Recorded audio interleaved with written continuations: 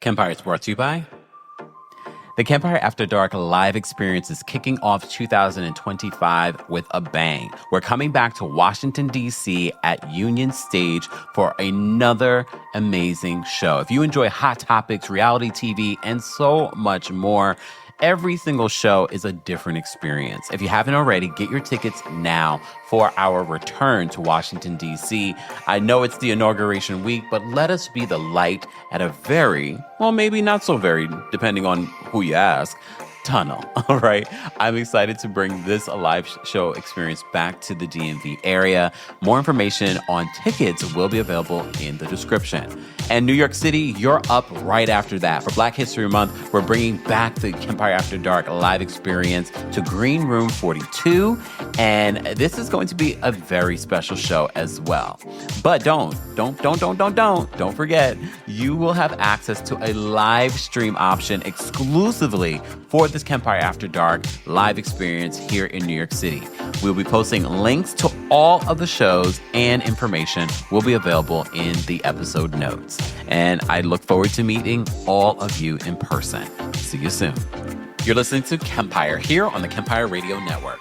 Hey, apologies guys for being late, but I was doing all kinds of stuff. You know, it's the Christmas season, you know, getting all the gift stuff, making sure the decorations are all up, you know, storing things. I know. Wah, wah, wah, wah, woo, woo, woo, campfire. Shut up. Look, you know, I haven't even been back a week yet. Not even a week since our London show. Shout out to everyone in London that were a part of our Kempire After Dark, a live experience. We will be bringing it back to Washington, D.C., the DMV area. We're coming back to Union Stage on Friday, January 24th. If you haven't already, get your tickets for that show. Meet and greet tickets are still available and general admission. And don't forget, we just announced that we're bringing the Kempire After Dark live experience back here in New York City on Friday, February 21st. Get your tickets for that. There is a live stream link available. That is a separate ticket, so be sure to check out the description for more details. Happy holidays, guys. Are you guys ready for the holidays? Be sure to let me know your holiday plans, what you have. Are you going anywhere, or gift ideas? Also, I'm going to be posting on the community tab, and you can mention it here in the live chat and in the replay comment section. Let me know some of the top stories of 2024 that you want me to talk about, because we're going to be doing a special series or live, not sure yet, depending on how many topics we cover, where we're going to count down some of those stories. So be sure to let me know some of the hottest topics of 2024 that you want me to cover. Because as you know, here on the channel, we don't just talk about reality television. We don't just talk about Real Housewives. We talk about everything in pop culture. If anything, reality TV is sort of like the side story to what we do here on the channel. Okay. Shout out to our King's Guards on multiple platforms. We're live on TikTok. We're live on Twitch. We're live on Facebook. And of course, we're live here on YouTube. It's a rainy day here in New York City, which means I think it's probably a rainy day in the DMV area. Okay. Maybe. You guys in the DMV, let me know. All right. Let me think. Let me see. SC says Diddy #1.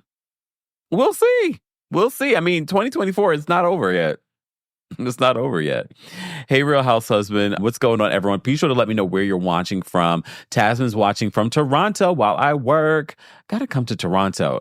Not for the show. I mean, yes, I would love to bring the Kempire After Dark live show to Toronto, but I just want to visit. I've never been to Toronto. And we have a large following in Canada. Canada, would you all come to Toronto? I know the following is all over Canada, and Canada's huge. All right. Oh, Stephanie says, I feel like a Grinch this holiday season. Christmas tree isn't even up. Crazy because Christmas is my favorite. Stephanie, this is an order.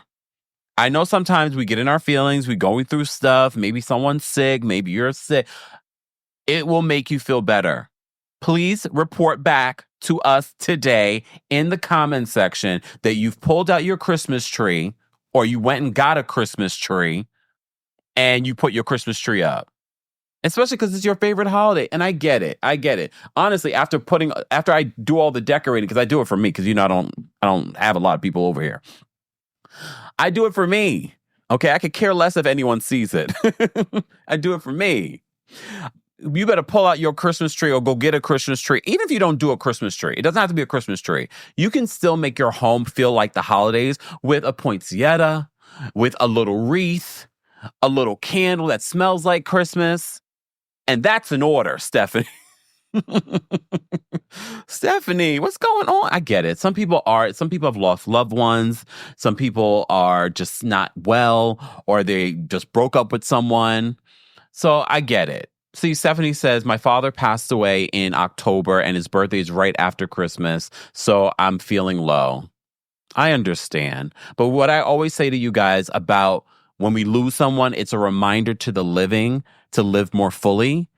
So let this be your reminder to live more fully. Your father would want you to be happy. Any of the issues he had while alive have dissipated. He's free. He's happy. He wants you to be happy because we all come to this planet to experience all the good things that this planet has to offer. So it's an order. Sorry. I'm hungry. Anyways, Stephanie, report back. Report back. I understand you lost someone, but this is going to make you feel a little, even if it's a little bit better. Even if it's a little bit better. All right. Hey, Missy. Missy's in Pakistan. She says, I don't even do Christmas Muslim, but I love the spirit of it. I grew up a Jehovah's Witness. And I'm sure my dad would love to see me happy. My dad passed in July. See, Missy, I'm sorry to hear about your loss as well. I love the spirit of it as well. I could care, and I love giving, I love giving. Anyway, hey, Sashay Shantae. Sashay Shantae says, we set a rule in my house to have our tree up by my birthday, November 14th, and we did. Yes, Sashay Shantae. I love it. Okay. Brianne says, Lord, this is how we're starting off the live show. It's going to be all right because people are going through things, and the holidays usually bring those things out. Okay. So Brianne says, season depression is real. Seek a therapist if you can, or spend time with loved ones during this time. Agreed. Pushing Forward with T says, yes, my daughter passed 3 years ago, and this year it's my first time decorating since then. I did it to make myself feel okay. Well, I'm glad that you did that. And did it help? I'm pretty sure that it did. See, we just never know what these live conversations are going to spur. It's the holidays. It's the most wonderful time of the year. All right. Then everybody left. It's okay. It's all right. Guys, this is our weekly recap of the Real Housewives of Potomac. Hopefully this will be a little bit of a break from some of the stresses of the day, sadness of the season, whatever it may be. Okay. And look, I love the fact that everyone is sharing their own personal stories in the live chat. Raquel says, lost my father in August too. Wow, a lot of people lost their father in the last few months. I managed to put some Christmas decorations, but miss him every day. So hard. Grateful for your content. You are not alone, Stephanie. See, I love how you guys love on each other. And I'm glad that you put some of those things out, Raquel. I think that slowly but surely it's going to help. It's going to help at least feel in the season. It's never going to replace your loved ones. But like I said, I don't say that lightly. When we report on people passing away or when we talk about people passing away, it is a reminder to all of us to live more fully. That means go do the thing that you've been wanting to do. That means go quit that job if you've been meaning to quit that job. As long as you got a backup plan. I don't want people on the streets. You can't come stay with me. You can't come stay with me. No. Do something. Do something that's going to make you feel good. If it means having that cupcake, have the cupcake. Everything in balance. All right? All right, guys. Yeah, Vlog says, put your tree up. If you can, because sometimes a tree is a lot of work. Okay? I get it. So honestly, I moved. So normally I have a house to decorate. Now I have an apartment, even though you couldn't tell, I still pulled out like everything. But even if you put a little up, honestly, I'd rather you put a little up. Some people are tacky with their decorations. Damn. I'm trying to be nice. Okay. Loretta, I didn't know that. Loretta says, going to Amsterdam, been battling cancer for 3 years. Well, we send you nothing but love and light, Loretta. And I love Amsterdam. You're going to have a fantastic time in Amsterdam. Oh, great food, the canals, probably a little snow. Come on. Enjoy your time in Amsterdam and sending you healing. Look at this. Oh my goodness, y'all. I have to highlight some of these conversations. Mitch says, lost my mom November 1st. She had an aggressive form of cancer that took her in 4 months of diagnosis. So sorry to hear that, Mitch. So sorry to hear that. That's what, just like a month ago. Very sorry for your loss, Mitch. I hope that you do a little something this year to lift your spirits.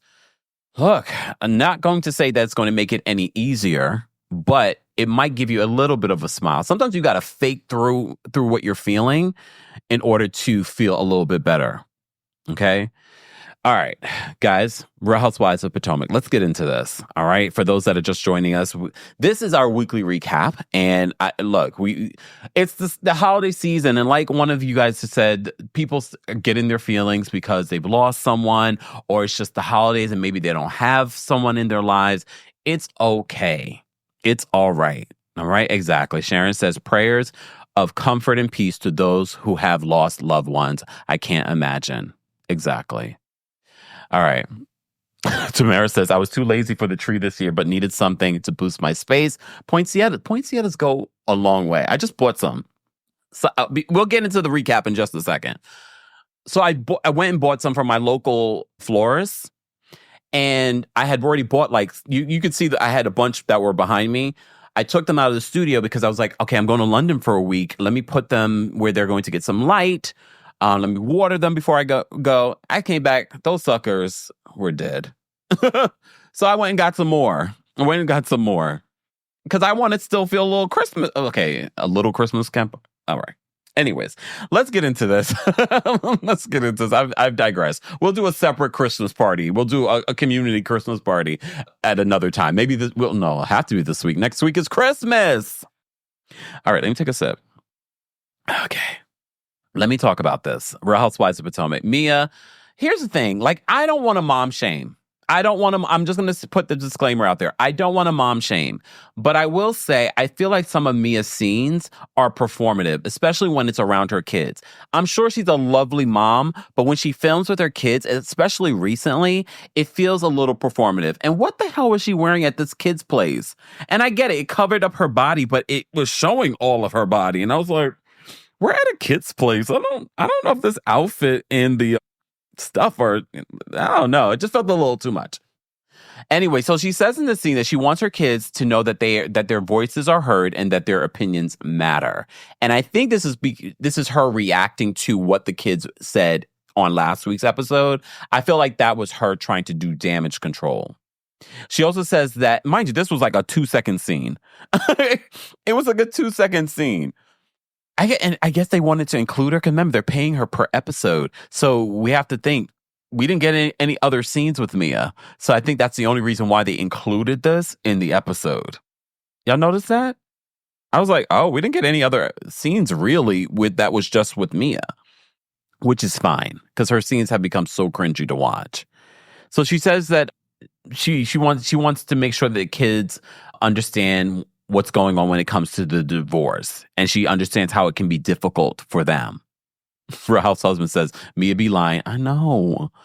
So I feel like everything just was like, exactly. Winter says, that outfit was not appropriate for jungle gym attire. It just felt a little too tight. Look, Nathia says, I know that tight bodysuit. I just felt a little inappropriate at a kid's place. Okay? But again, I'm not a parent, so I'll let y'all judge. I'll let you judge. Oh, Miss Bernice, I'll let you mom shame. She said, you have to mom shame because she traumatized her kids for a storyline. Miss Bernice, we will let you do the mom shaming, okay? Nia says, I fast forward. Well, you didn't have to fast forward too much. You would have missed the next scene. Let's move on to the next scene. I just wanted to mention that. Okay. So in the next scene, we honestly look, watching Stacy, Gizelle, and Karen together, I said, this is a trifecta that I didn't think that I would ever see and see sort of like the future of Potomac. I keep telling you, Stacy Palo Santo Rush is exactly what the season needed. And I know some of you feel like maybe she's not 100% honest. I don't think that is it. I think very much like when I talk about Lisa Barlow being 100% inauthentic, meaning that that's just who she is. She's surface. I feel like Stacy is this sort of Alice in Wonderland personality. I think that's genuinely who she is. I'm not saying that she doesn't have a dark side. We all have a dark side, but I just feel like genuinely she's almost like Jen from Real Housewives of Orange County. That's the energy I get from Stacy. I don't get anything nefarious happening with Stacy. Do I think she's telling us 100% of her business? No. Am I worried for her with this relationship with TJ? Yes. All right. Exactly. Beautiful Gems and Stacy is such a light. I like seeing Stacy on this show. I really do. That's why I call her the Palo Santo, the sage for this season. This season, I have to say, is a lot lighter. Sidebar, did you guys see the interview? I didn't see the entire interview because I don't find Gizelle entertaining anymore. She's not funny. She's not really great with her shade.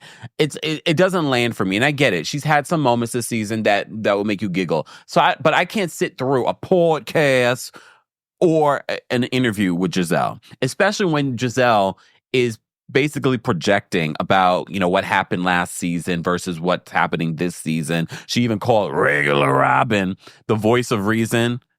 Maybe in the early seasons, Robin was the voice of reason, but Robin lost that title when she tried to front for us that her relationship with Juan Dixon was real. Okay. Oh, what? I can't even pronounce your name. Hold on. Cal Slanding. She reminds me of Cynthia Bailey.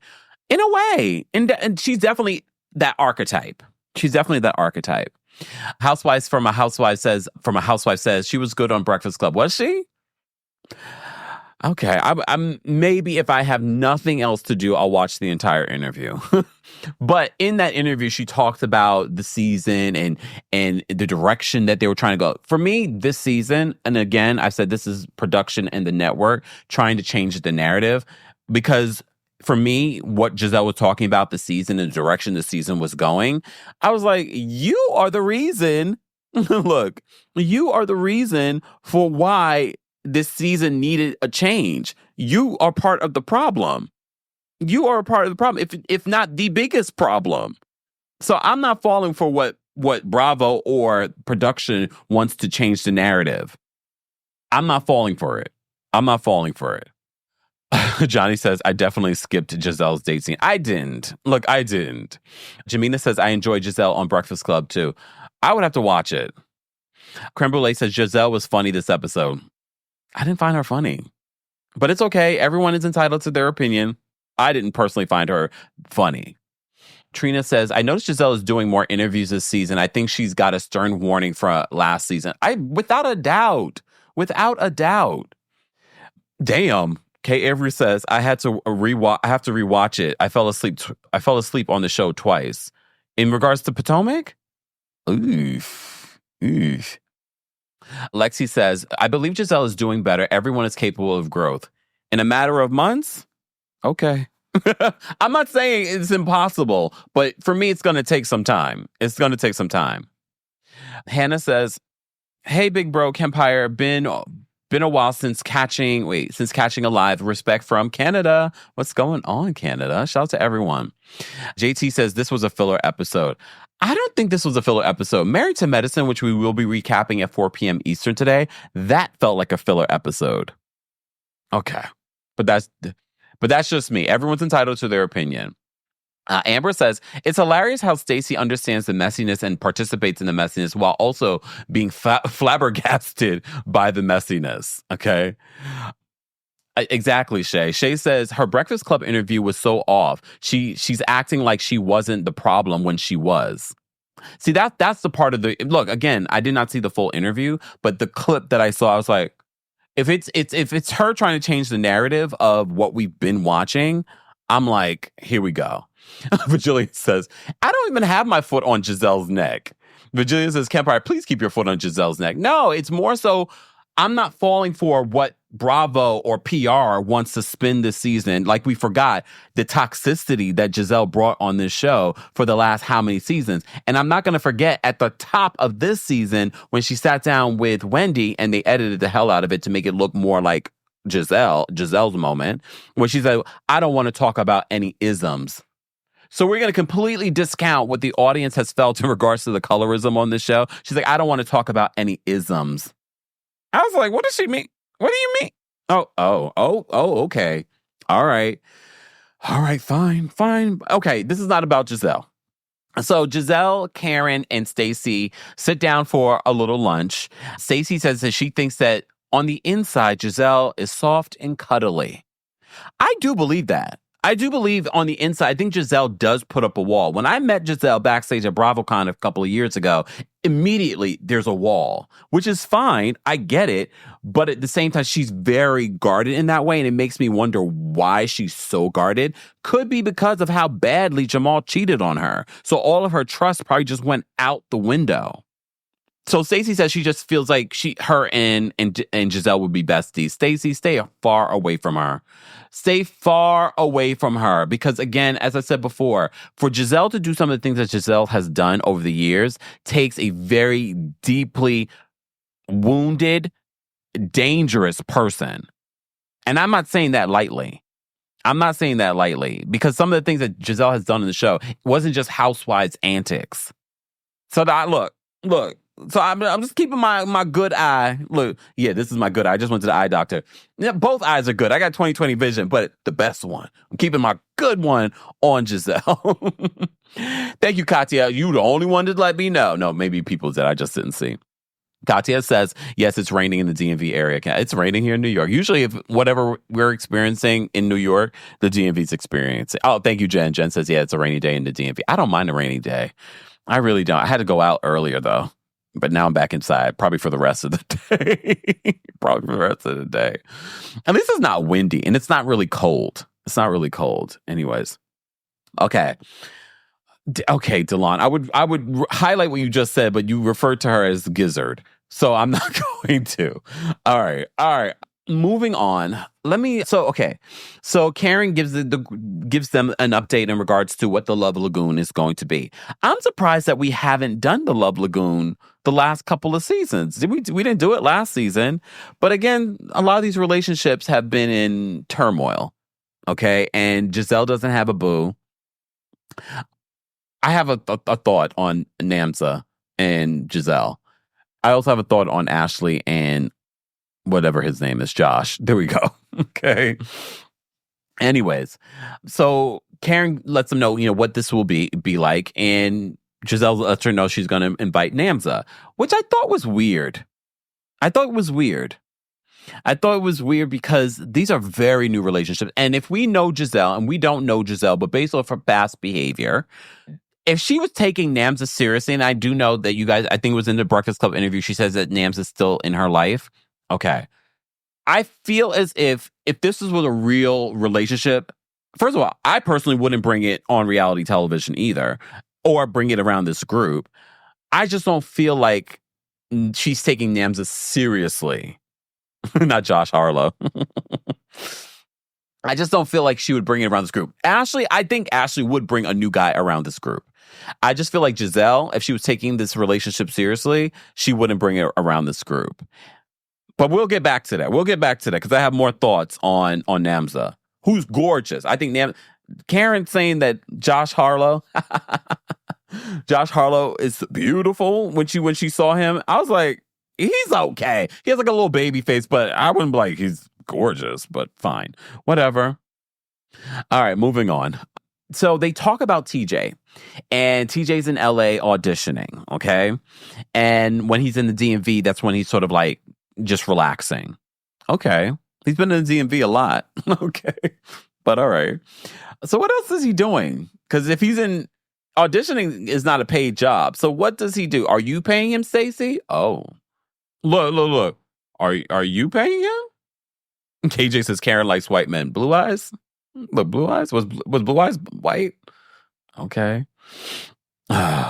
Asia says Jack Harlow. We know the man's name, but we were mixing Josh with Jack Harlow. So we're going to call him Josh Harlow. Get it? Got it? Good. So TJ's in LA. So Giselle's like, so he's in LA. and you guys aren't having sex, they believe that TJ, when he's in LA, is doing his thing. Yeah, probably in WeHo. So, anyways. Here's the thing with TJ. I don't care about Stacy and TJ not having sex. To me, that's not a big deal. It's what we've seen of TJ not be affectionate. You don't have to have sex to be intimate with someone. He's not even intimate with her. He doesn't even love on her. I wouldn't even I love on my friends, my female friends, more than he loves on as a heterosexual man, allegedly. I love on my female friends more than he does on Stacy, someone he's dating. I'm sorry. Come on. And the things that he said to her during Dr. Wendy Acefo's party. For me, the red flags are red flagging. I don't understand why Stacy. First of all, I don't understand how that's your best friend, but I also don't understand how this is a possible relationship. But okay, fine. I know everyone is speculating on TJ's sexuality as well. I don't care the fact that TJ or his sexuality. I don't care about him and his Christianity in regards to not having sex. I don't care about any of that. It's the way that he's treated Stacy on this show is what I care about. And I feel like he's been disgusting. Sorry. Shut up. Sharon, thank you so much for the super chat. Sharon says, Stacy is the Lulu about Gizelle being soft inside. No, I do believe Gizelle does have a soft side to her. And usually we see it with her kids. I think Stacy needs to be very wary of Gizelle. She's not your friend. She's not your friend.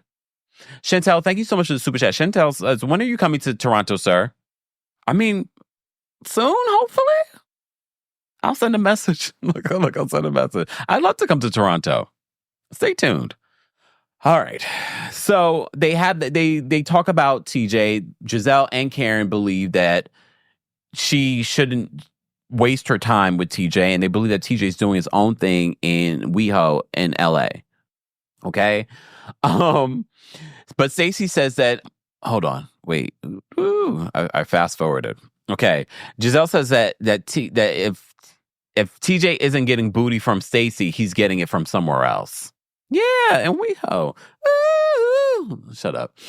All right. So Wendy, Dr. Wendy Acefo, first of all, her outfit looks great. Wendy's fashion definitely does not fall in line with everyone else in Potomac. She definitely is more fashionable. Shout out to her stylist that I know, Chanel. She looks great. So she invites all the ladies to this boutique to invite them to their big cash trip, okay, which is Panama, okay? Ashley, though, says that she shops at this boutique, and I said to myself, everybody leave.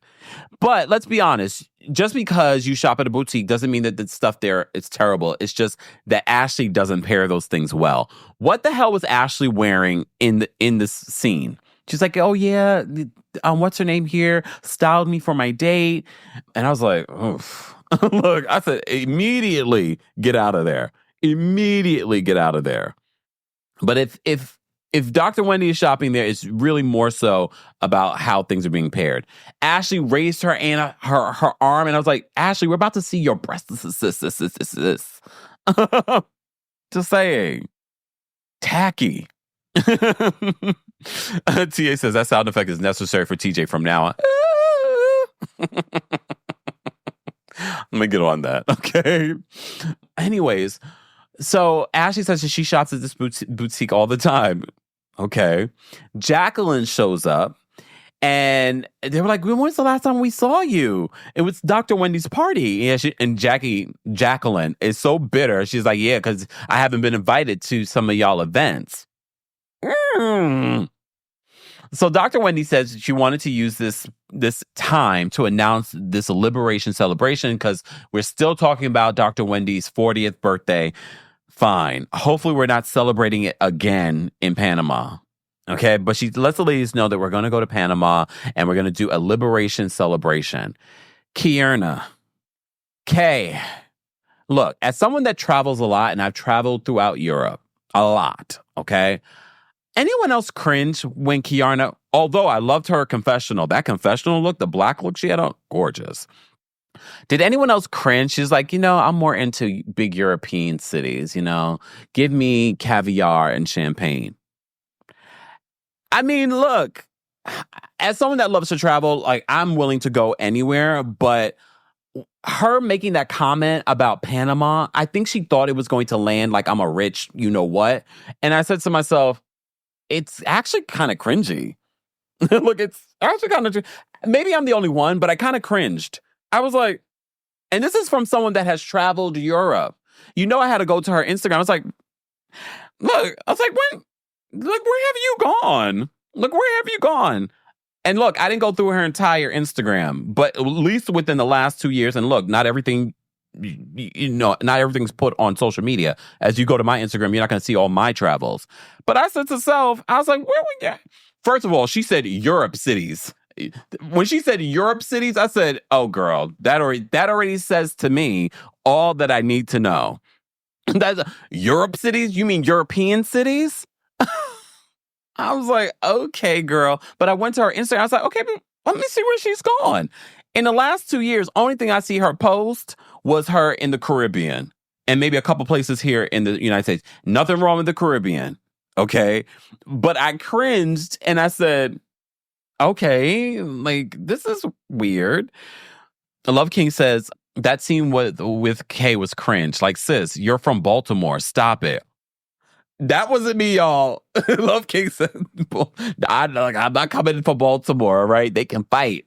All right. And I'm about to be in the, Chell says, a very Lisa Barlow quote. I mean, Lisa Barlow's normally cringe. I just did not expect her to say that and say it the way that she said it, like she's looking down on Panama. And I was like, okay, fine.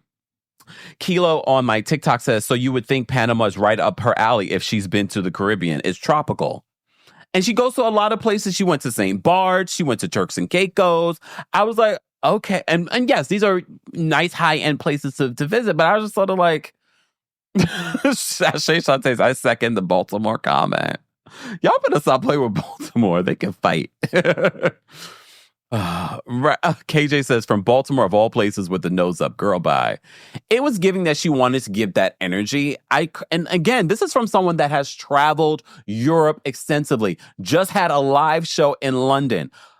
And then you're saying it, I like Europe cities. You mean European. Oh, gosh. Right, Haya said, Kempire, I thought the same thing. It was giving I don't travel. She does travel, but I did not see in the last 2 years her in Europe. But it's okay. She didn't even know if she was going to Panama City or the country. I can't. I was like, all right, girl. It's all right. It's all right. Brandy, thank you so much for the super sticker. We appreciate the support. Thank you, thank you, thank you. Guys, you can also support the channel just by liking the video. We have over 1,100 of you here for our Real Housewives of Potomac recap. Let me move on. Ooh, Sashay Shante says, Kay was stank for that. I don't care. Okay, so I wasn't the only one that cringed during them. I was like, even the second time watching it, I was like, oh, all right. But you like what you like, right? Look, right? Teresa says, listen closely to the way the Kiana speaks. I'm not surprised of the comment. Jermaine says, Kay slept through geography class. Autumn says, yeah, Europe cities was a dead giveaway. She ain't been nowhere. She likes caviar and champagne, y'all. I wouldn't be surprised if someone fished her that line, like a producer did it. I wouldn't be surprised, okay? Cece says, I was like European, sweetie. Anyways, I'm a different type of traveler. I'm open to going anywhere because I feel like if there's culture to be learned, I'm willing to go. I remember when I planned going to Nepal and India. Nepal was never on my list of places to go. But after I went, I was like, this was an amazing time. I'm so glad that I went to Nepal. But that's me. Wait, Jean says, Kemp, you're the MVP for giving this episode a second watch. You guys didn't like the episode? I didn't think it was bad, especially towards the end. All right, let's move on because we could spend all day talking about this. All right. Speaking of Kiana. Oh, wait, before we go, was there anything else that I want to talk about in this scene? Oh, so Matt asked Karen if she can invite Jacqueline, look, Jacqueline to her Love Lagoon party. And Karen was like, no, I don't want that energy there. Again, I'm not sure if more happened. And some of you might say, no, what happened was enough for you not to want to deal with Jacqueline anymore. But I feel like more may have happened, or I feel like Karen is maybe doing too much in regards to Jacqueline. And I don't know. I just feel like I don't feel like it was that deep for her to be so mad at Jacqueline, but maybe it is. Okay. Anyways, so Karen's like, no, Jacqueline can't come. So Mia tells Jacqueline, and Jacqueline's like, that's okay. I didn't want to go anyway. Only for her to show up at the end of this episode, to show up thinking she's going to have a moment. Speaking of cringe, Jacqueline, you've been so cringe this season. So cringe. I find it so sad. Serenity Moon said, I liked the episode. It was funny. I enjoyed the episode. How would you guys rate this week's episode of Real Housewives of Potomac? TikTok, let me know. Twitch, let me know. Those of you watching on Facebook and YouTube, let me know. How would you rate this week's episode from 1 to 10? I don't think it was that bad. I definitely would give it a little bit more than a 7, in my opinion. Erica says, Jacqueline crashing the party is cringe. Yeah, especially when you're not invited and you're a friend of. Oof. Okay. Anyways, Kiana at home with Greg. We already know, but Kiana lets us know, reminds us that Greg is not here for her being on this show. All right. So Kiana mentions that this trip, and she mentions that there were 3 divorces. And he says, 3 divorces? Is it because of the show? And look, a lot of people do not like Greg. I don't think we've seen enough of Greg for me to make a full judgment of him. However, I kind of understand why he wouldn't want his girlfriend on the show based off of what people have said about Potomac specifically, but also reality television and how Black women are depicted. I can understand, but I can also understand maybe he just doesn't want, maybe he's a very private person. Again, I wouldn't do reality television, but what if my partner wanted to do reality television? Then we would have to break up.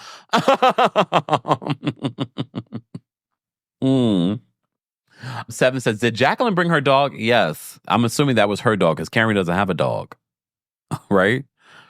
Anyways, so she's packing. Again, I don't know if you guys noticed this. So she's asking her, her boyfriend, and I don't know, it was our friend, which bag should she bring? Should I bring the Louis Vuitton, or I forget what the other brand she mentioned? And I'm thinking to myself, we don't need to do all of that. It's giving very new money, and I know she is new money, but I was like, we don't need to do that. Like, we could watch you pack, okay? And normally, would you ask your boyfriend about which bag which brand of bag you should bring on a trip? Probably not. Look, probably not. I mean, I probably would because both of us are gay. But I'm just like, okay. Oh, it was her brother? Okay. Oh, cute. Okay. Cute family. Okay, I didn't see that. TA says, right, Kempire, if Kay wants to do this, she can't keep Greg. Because he seems like he's really against it, but she's saying that he's doing it to support her. I personally I'm a supportive person, but I just feel like because I know reality television, I wouldn't do it. Forever says, I asked which bag. Okay, all right. Oh, look, Kiara says, her brother's fine. Mama Allie says, no, but I asked what size I can bring so I know how much I can overpack. Oh, look, y'all. Her brother is fine. Her entire family is good looking. Remember her mom, too? Her mom is really good looking. Teresa says, that was weird to me, her asking them. I think she needed someone to film with. Maybe. It just stood out to me. So I'll let you guys know the things that I'm thinking. Again, because this is my recap. Delon says, I'm sorry, but goodbye, Greg. I mean, she's going to have to make a decision on whether or not she values her relationship more or reality television. I mean, she was doing quite fine before reality television. Danielle says, yes, I ask. I'm turned on by a man who knows what looks good on me. This is your luggage. We're not talking about your clothes or a bag that you're going to be holding on your shoulder. Danielle. Look, Danielle. Anyways. So she then also talks about how he's a little bit more old school in his traditions, and he likes a meal when he comes home from work. And she's like, I value adoration, and I value this and that. And I think honestly, that if we're going to be honest, when it comes to heterosexual couples, a lot of you are. I feel like those dynamics exist where your boyfriend probably wants a certain type of relationship, and you're like, that's not important to me. Fine. Okay, let's move on. I'm so bored by I'm sorry, Kiana. And again, it's not necessarily Kiana's fault. It's what they're sharing of Kiana's story that I'm just like, I'm not that interested in. So they talked a little bit about the trip, her lack of geography, and then which bag to pick, and then we're over. All right, let's move on. So Gizelle goes on this date with Namza, right? Namza? Yeah, Namza. Gizelle goes on this date with Namza. I had an autocorrect. That's why I was like, Nams? Gizelle goes on this date to do salsa dancing. Gizelle, dancing do not go together. And then they show us clips of why Gizelle and dancing don't go together. Okay? So she warns him that she isn't a good dancer, and they show us all the cringy clips of her dancing. Okay. I don't know if that's really Gizelle dancing seriously, though. Or maybe it is. I don't know. Like when Ashley dances, like that's Ashley dancing seriously, and it's bad. Like I feel like Gizelle sort of like is making fun of herself anytime she starts dancing. Jean says Gizelle definitely has a type. So hear me out. First of all, Namza definitely is into Gizelle, or he is very convincing.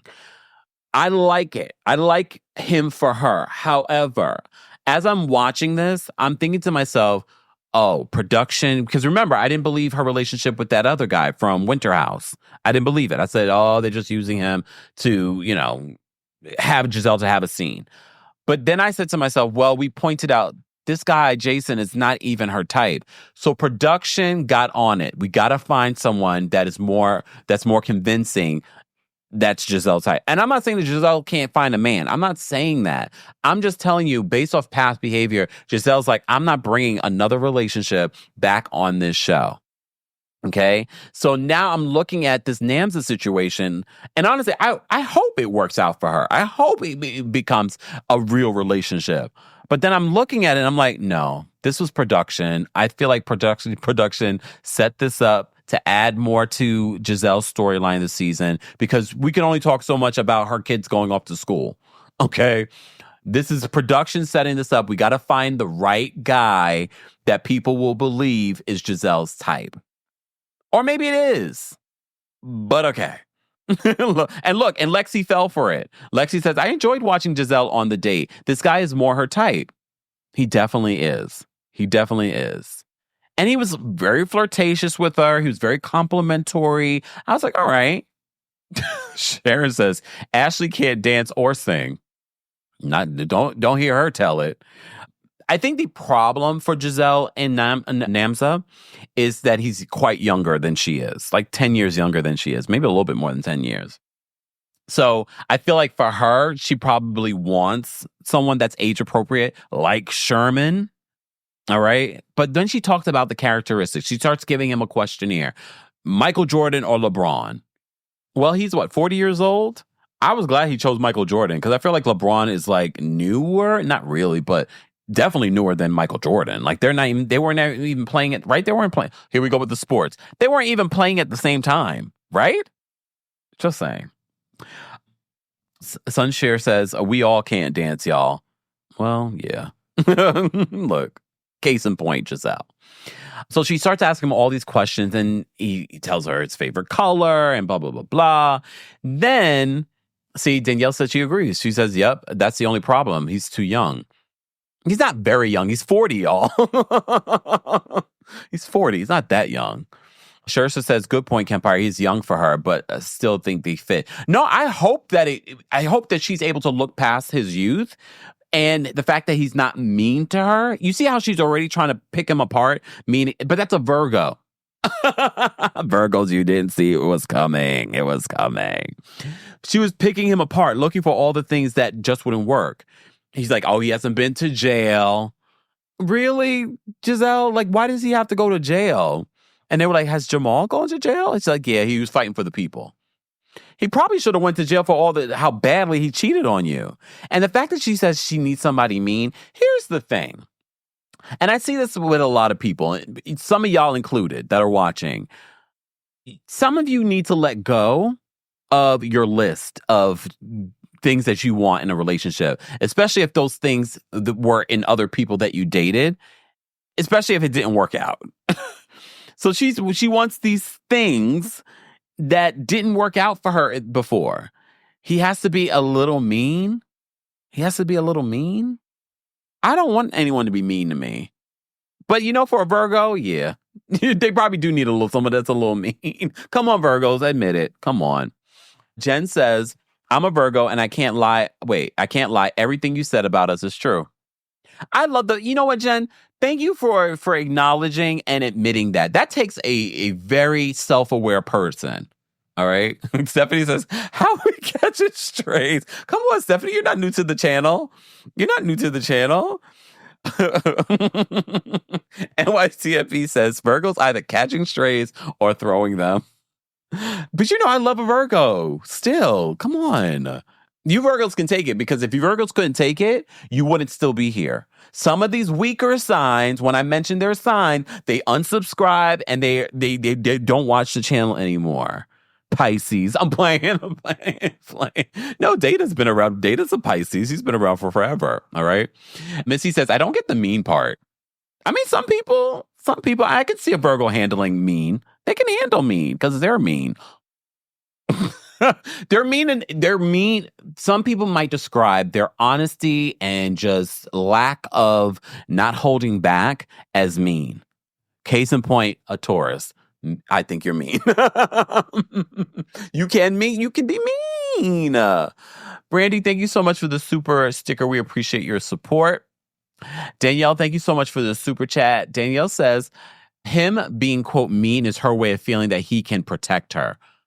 Danielle, are we talking about your own dating issues right now?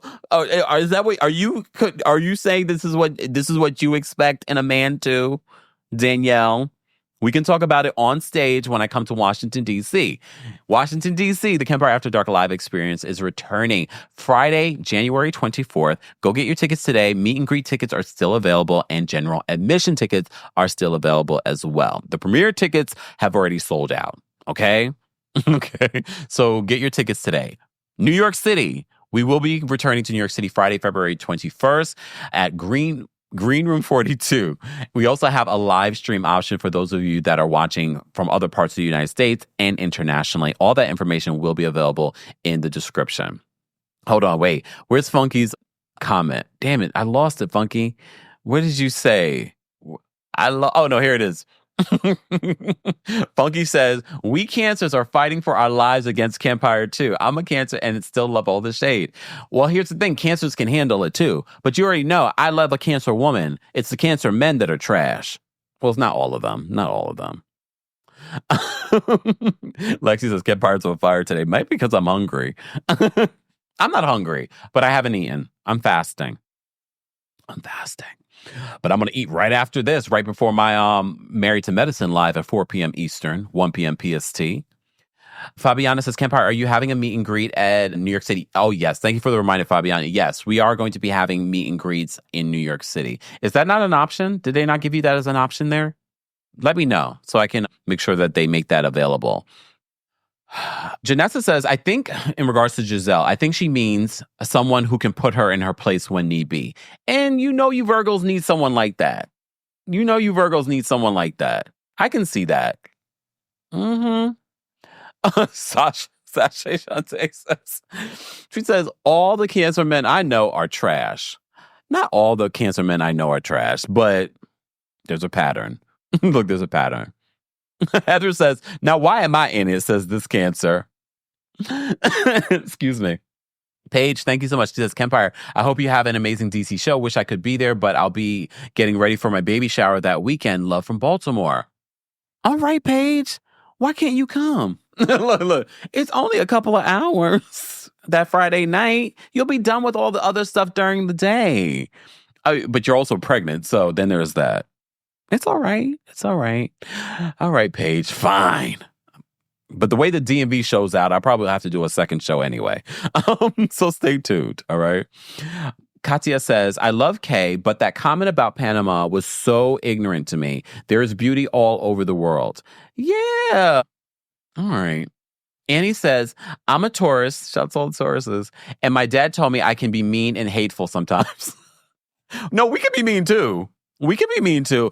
No, I think people view it as mean, but we're very straightforward without, okay, that's probably why Virgos love me.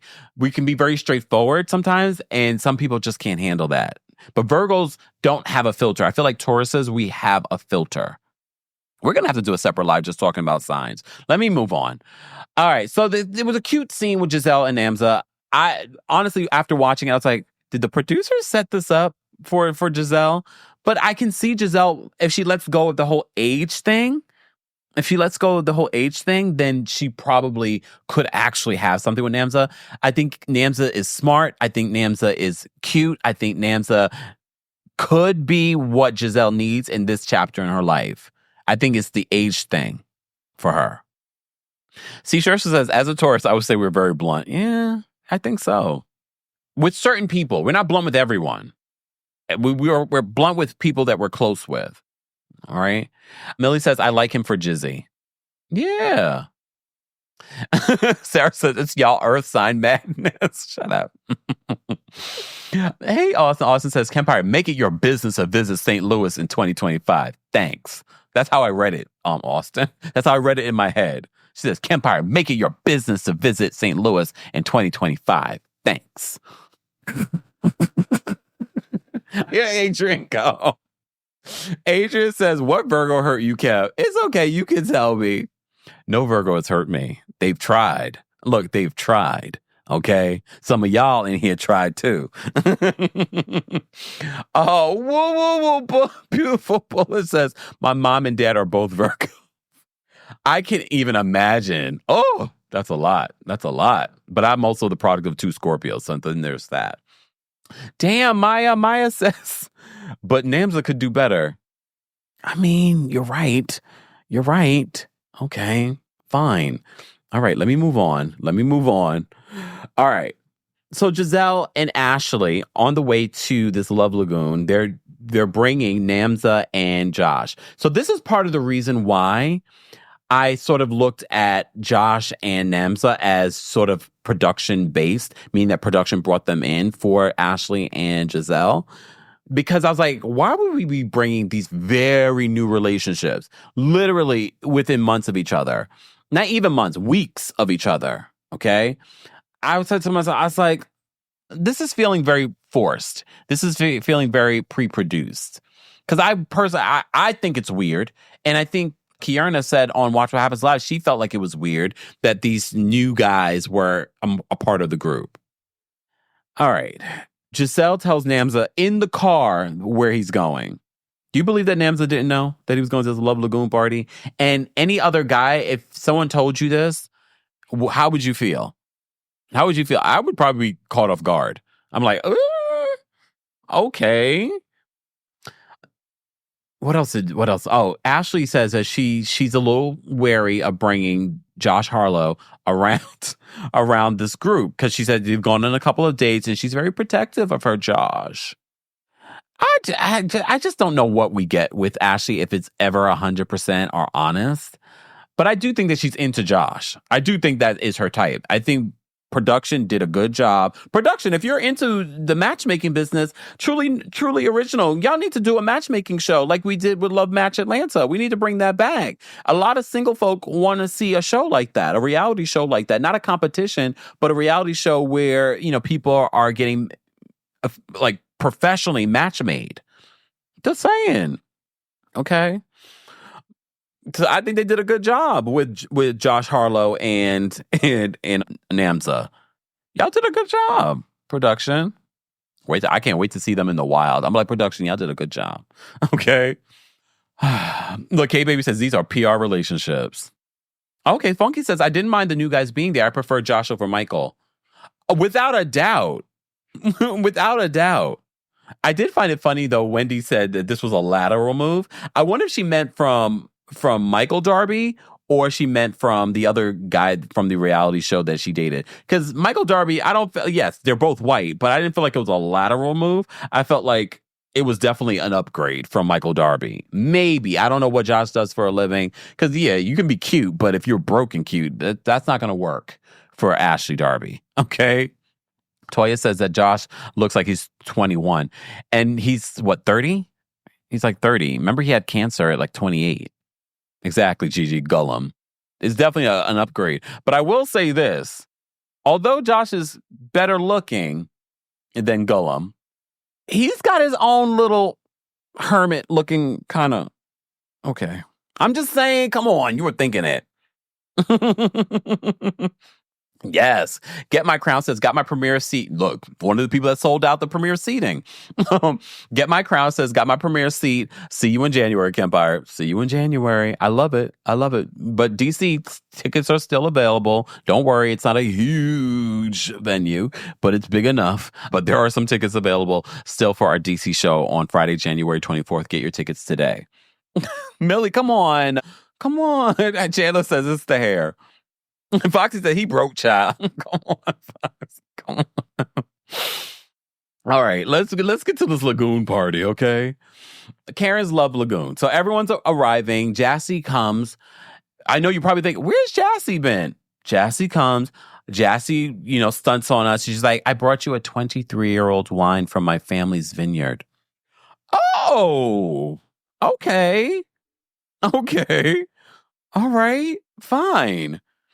Did you guys notice that? I was like, okay, Jassy. There's something about Jassy that I'm interested in. I think she was definitely being considered for a full-time role. But okay, we're going to get back to Jassy and why I think that fell apart, okay? Wendy comes in and she's like, oh, imitation is the best form of flattery. Wendy, you threw a beautiful birthday party, but please understand, people could say the same thing that you took from Candace's party.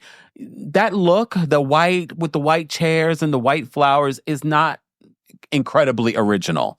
Okay. But we have to remember these confessionals are filmed after the season has basically not wrapped, but is about to wrap. And remember, Dr. Wendy and Karen have a little bit of a tiff. So I wouldn't be surprised if she was making that remark after that. Because I had to rewind the scene. I was like, what? What exactly is so unique between Dr. Wendy's birthday party and Karen's setup? Okay. Kira says the comparison was a reach. Okay. Right. Chandler says Wendy did not invent that decor. And mind you, she probably didn't pick it out herself. Okay. Candles, y'all. Candles. But you remember they had a little bit of an issue when it comes to the candles. And that's when we had the whole conversation when Karen says, mine is 3 wicks. Sitting Pretty says on TikTok, Jassy had a full-time role and Kay was a friend of, but last minute they switched. But we're probably seeing why based off of this scene. Look, Danielle says, I just checked and the DMV tickets are moving fast. DMV always shows up for me. Shout out to DMV. The DMV, remember when we did our last show? We had both New York City and DC selling at the same time, which we do right now as well. We're coming back to New York City. The DMV sold out before my New York City show. And our New York City show was happening literally right before it. So I'm just saying, don't sleep on the DMV. The DMV shows up for me. They come from Baltimore. They come from Potomac, proper Potomac. No, play. They come from Virginia. Some people flew in to the DMV for that show. All right. Oh, yeah. Chantel says Karen's anniversary with Ray was a similar color theme. Yeah, to me, it wasn't original. But look, this is what they do in the confessionals. And again, remember, the confessional probably was filmed after the issues between Dr. Wendy and Karen. Okay. So maybe that's why she wanted to take a little bit of a dig. All right.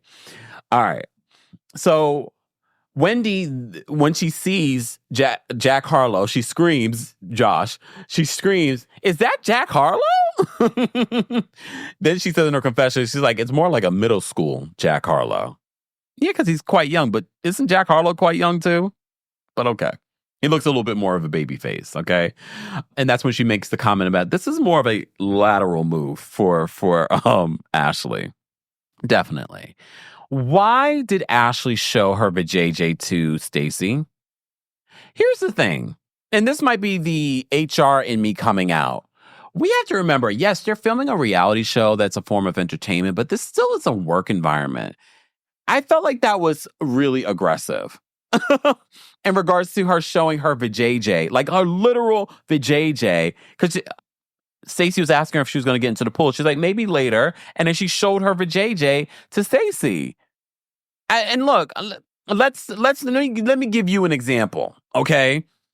Because remember, Ashley says she swims in a lady pond too. What if this were two men? I was one of those men, a gay man. I'm not going to even use TJ. Let me use Happy Eddie. And we were filming this scene, and Happy Eddie says to me, "You're going to get into the pool?" I was like, maybe later. And then I show him my big old, show him my thang. How would you feel then? How would you feel then? Just saying, like, I felt like it's so inappropriate and like, ew. She has no class, but we know. Mary Jane's baby says, call HR. Look, and we get it, but we have to remember, yes, these women have done this before during their Mexico trip. They were showing each other the video. Stacy wasn't there, and Stacy already, you could tell, like, she's not doing any of that stuff, which I appreciate, okay? Jamina says the Michael of it all. Oh, Lord. Okay. Anyways, I just thought that was so gross. Anyway, so they all sit down and they play this game, the love games, okay?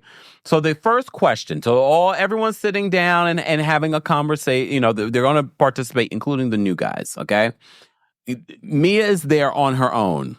Why did Ink not come? Do we know, was he not able to get off of work to come from Atlanta? Okay. All right. So they asked the question, they start playing the game. They said the first question is, do you feel like your partner has ever cheated? This is juicy off the bat. So Ray says he hasn't cheated and he doesn't feel like Karen has. So of course they have to bring up the blue eyes and they show the old clips and things like that. Is it cheating if your partner and you have an open relationship? I'm not saying that's what's happening here. I'm just saying, because clearly they thought Mia was cheating on Gordon, and they went back to when she talked about the threesome. So I'm just like, it's not cheating if there's an understanding. And maybe Ray feels that way as well. He feels like it's an understanding. Hold on. Let me get my lip chat. Okay. Hot Mom says the institution has an agreement on TikTok, they said. Okay. Anyways, I don't think it's cheating if they have an understanding. And that for me just confirmed that Ray and Karen have an understanding. Okay. I love, you saw the little comments where Josh was like, you know, I love Ray, and Ash was like, oh yeah, we love Ray. Why don't we get more scenes with Ray? Ray is down for filming. I love Ray when we get these scenes with him. He's so funny. He gets along with everyone. When TJ tries to sit down with him, oh, you trying to get in trouble again. Okay. Anyway, so they go around the room asking questions. And then Stacy brings up that the women believe that TJ's doing his own thing in LA. And TJ, yet again, is just so cringy. He's like, I mean, she's right in regards to Gizelle. He's like, I am sleeping with someone. My Bugs Bunny.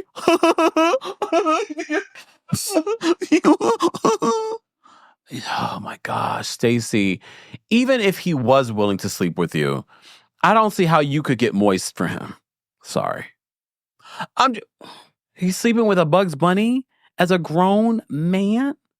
Like, they're the red flag, the red pride flags are just slapping us in the face. Why are we ignoring them? Look, why are we ignoring them, Stacy? Unless the rumors are true that you just brought him on as a paid actor for your storyline. Stacy, you didn't need this. You did not need this. Maya says, Bugs Bunny is a male. They're just cuddling. Look, they're just cuddling. two heterosexual men can't cuddle? Look. Okay. Anyways. So the other cringy thing that happens that I did not expect to happen, Jazzy says that she feels like her partner has cheated. Where did this come from? And I don't know if they filmed this a little bit later on, because one of the things that made us lose our love for Jazzy was the fact that it seemed as if that she was trying to confuse us with her Mia math. Because she was talking about how he had 2 kids, and then, they've been in a relationship for someone said call Peter, Missy. The timeline was not timelining, but it feels like in this particular moment, she was willing to say that she doesn't have any hard proof, but she does believe that her man cheated. I was so confused by this, because she says that, she knows that he lied about a whole child. So did you not believe? And it could be the edit, but it was weird. It was weird, Jazzy, because one minute it felt like you guys understood your particular math, and then I don't know. I was very confused. I was confused, but I don't know if he was ready for her response, because, and this is again why it would not be on reality television. Okay. Austin says that I'm happy Jazzy kept it real. I would have been more happy if Jazzy kept it real from the beginning. All right. Felder says they've been together 2 years and he got a 1-year-old. And you remember the baby's mother spoke out as well. Or should I say the original girlfriend? I don't know. It's hard to tell with that Mia math. All right. D says that because he's a cheater and Jazzy relationship is a hot mess. Cager says, I didn't know Jazzy had a family video. None of us did. But I'm glad she said that as she gave it to Karen, because it stood out to us. I was like, oh, okay. All right. She says, I haven't caught my man, but I'm also not an idiot. If she had said this originally, then I could be like, you know what, Jazzy? I appreciate you saying that. And you decided to be with the man regardless. I appreciate that. All right. Foxy says, you need to do a serious interview with TJ. Really? A serious interview with TJ? No. I'm not interested. I'm not interested. Okay. Speaking of Mia says that she doesn't believe Gordon ever cheated. Okay. And Giselle's confused because she's like, didn't you tell us that you and Gordon and you watched Gordon be with another woman? But she was like, I knew about that. I agree with her. That's not cheating.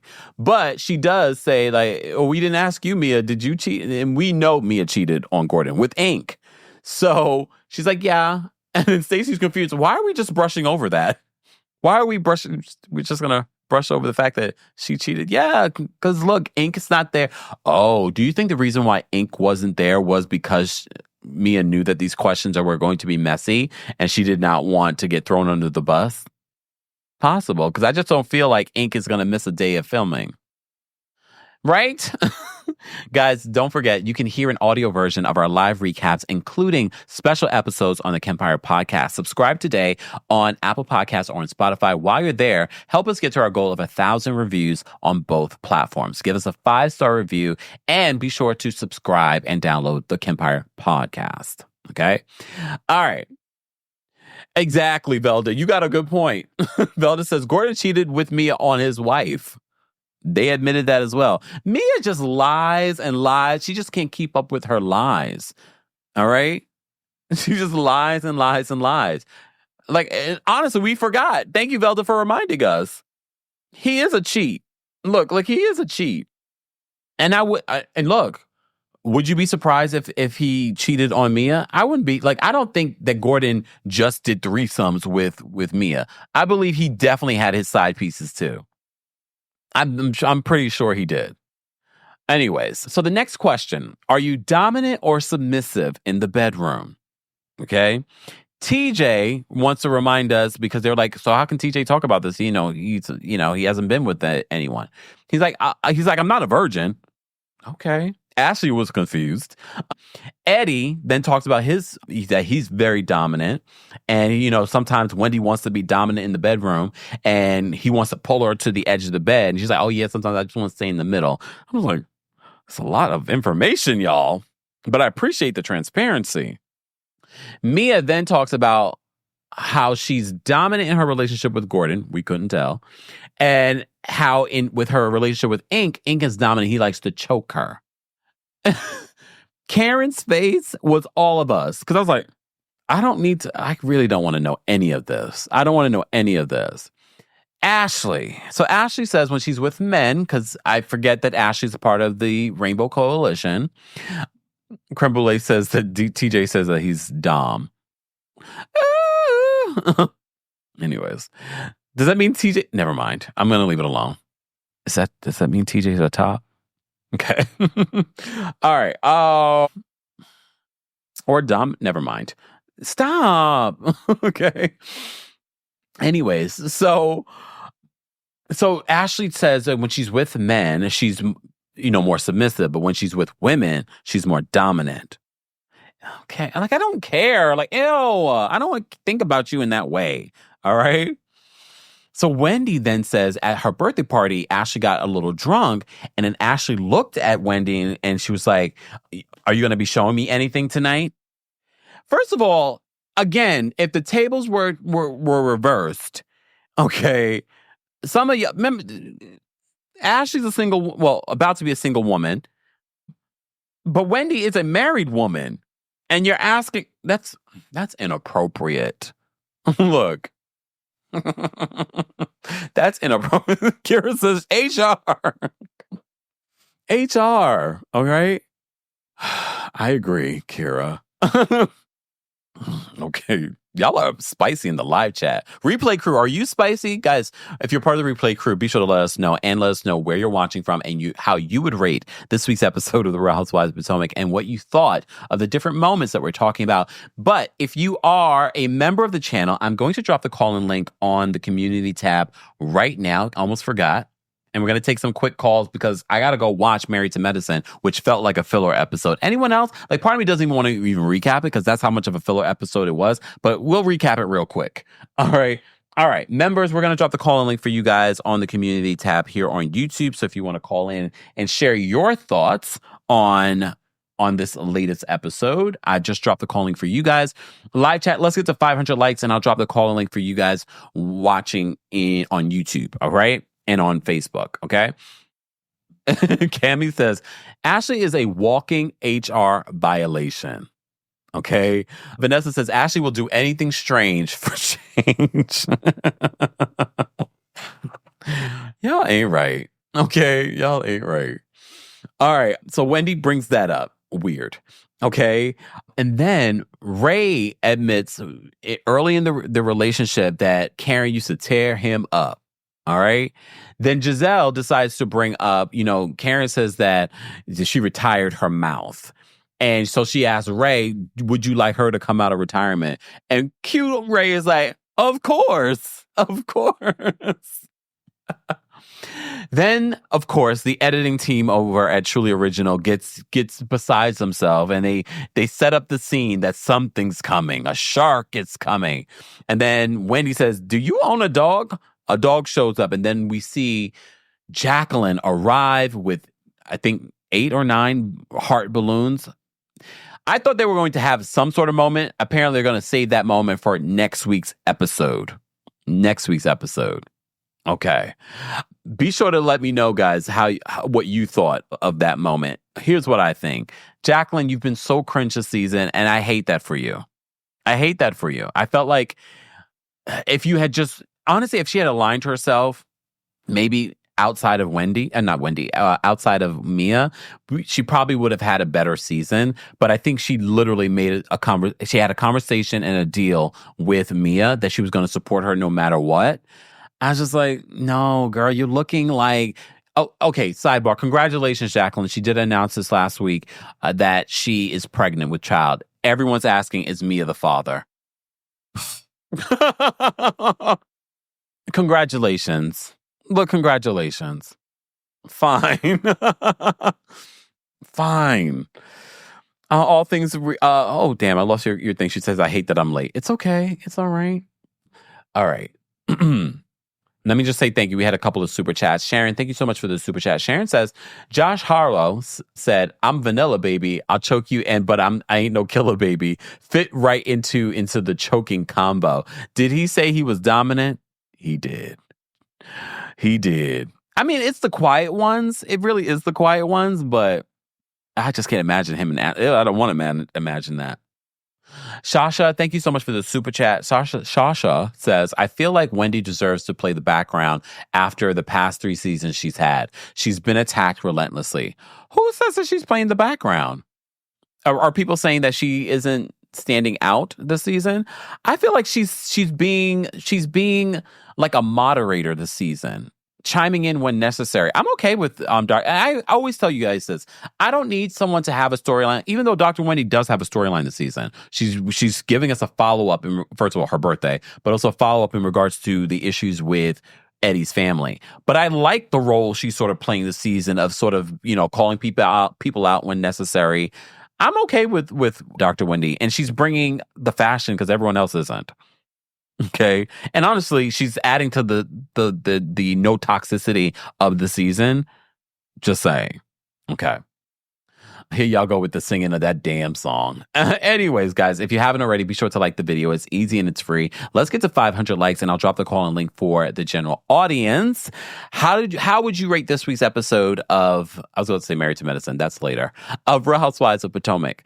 Be sure to let us know in the live chat. Again, if you are a member of the channel, I've dropped the call-in link on the community tab. We already have quite a few members backstage. So let's get into these callers so I can get out of here and watch Married to Medicine and get back to you guys, okay?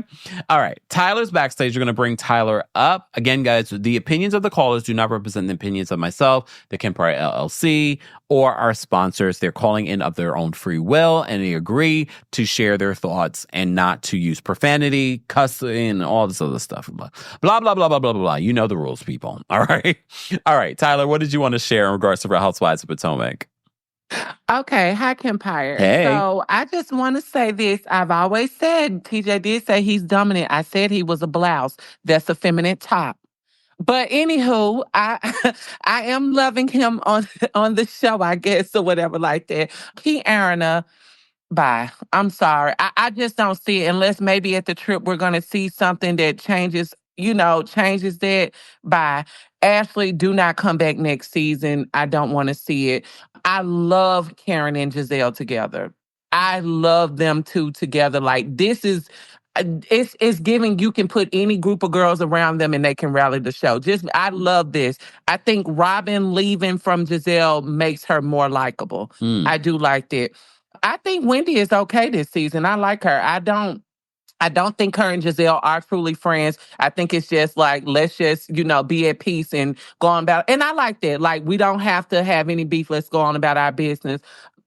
Other than that, Mia, girl, you're thirsty. Don't like seriously, take a risk and get rid of her. I think that I think they need her in that drama. Let's get rid of her and bring some other people in. I'm good. Okay. That's all. All right. Thanks, Tyler. All right. Hold on. Sasha on Twitch. Thank you for watching, Sasha on Twitch. Sasha says, another review of you hating on Gizelle. This is my review. If you don't enjoy it, you don't have to be here. You don't. I'm just letting you guys know how I feel. I'm not falling for it. You guys are going to sit here and act as if you haven't seen what we've been watching for the last, 3, 4, 5 seasons from Gizelle? But that's okay. I'm not saying that you can't enjoy and feel the way that you feel, but I'm going to tell you how I feel because this is my channel. Barbara, thank you so much for being. Barbara says, OMG, I love you so much. I'm always working and never get to write during the live. It's okay. I understand, but we appreciate you being here. All right. All right. Guys, we're almost at 500 likes. Once we get there, I'll drop the call link for you guys in the live chat, but we have our members backstage. Become a member today at teamkempire.com/join. All right. Toy is backstage. We're going to bring Toy up next. Toy, what did you want to share about Real Housewives of Potomac? Hey, Kempire, how are you? I'm well. How are you?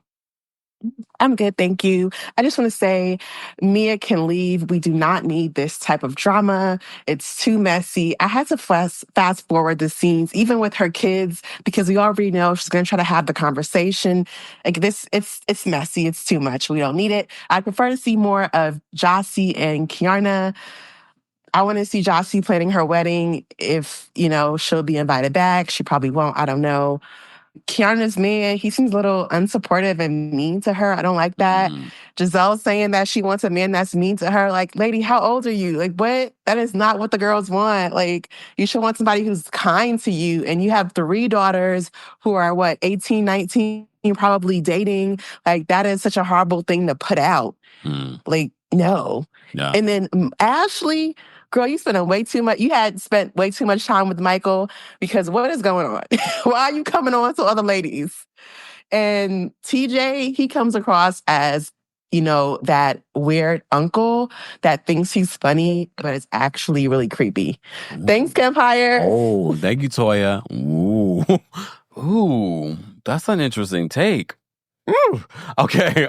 Dewan is backstage. We're going to bring Dewan up next. Dewan, what did you want to share in regards to Real Housewives of Potomac? Hey, Kempire, how you doing? How are you? Couple things. First, I just want to say, ho, Candy Girl, and my Nicki Minaj voice. Slow down on Baltimore, okay? We travel. Shout out to BWI. Shout out to Dulles when we have to get there. Sometimes Reagan International, okay? But why did I just notice Mia's tagline is divorces are temporary, but ink is forever? Yeah. I hate this woman. Like, what is your problem, woman? Like, you pushing it so far is crazy. And Mia is low-key from Annapolis, which is kind of very close to Baltimore. And so it just fits in right well with the woman from Annapolis. Why? And then the Blue Lagoon, what was that? That should have been a night party or something. The decorations didn't match. I'm thinking, why do Karen got these 2 women swimming around in the pool randomly? Like, it was just all over the place. The production had like camera women in the shots. It was just so much going on there that it was hilarious. But that was a classic Real Housewives moment. I can't wait to see the next portion of it. I thought it was great. They was all getting along and the couple seemed to like each other. Okay. All right. Thank you, Dewan, for calling in. See you. Be safe. Bye. You saw he said, be safe. I ain't playing with you, Baltimore folks. I didn't say it. Look, I didn't say it. All right.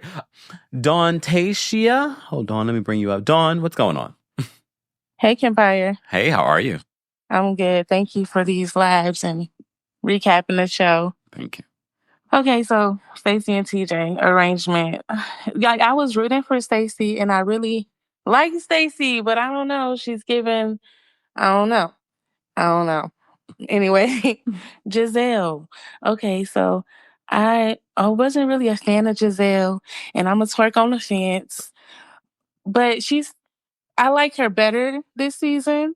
Like, we ain't forget, but it sounds like she's trying. Yeah. It sounds like she's trying. Okay. What else? I think Kiana, this might be her last season. I don't know. I feel that way because her man isn't really supportive, and that might cause some problems in their relationship. So I don't know. Jazzy. So she was lying at first. Like, we didn't know what was going on. And now she's explaining what was. So I feel like now she's starting to tell the truth. But did she? Yeah, I feel like now she's starting to tell the truth. Because last thing, Wendy and Eddie, I love them. Everything about them, I love them. Anyways, thank you, Kempire. Thank you for calling in. Take care. You too. Bye.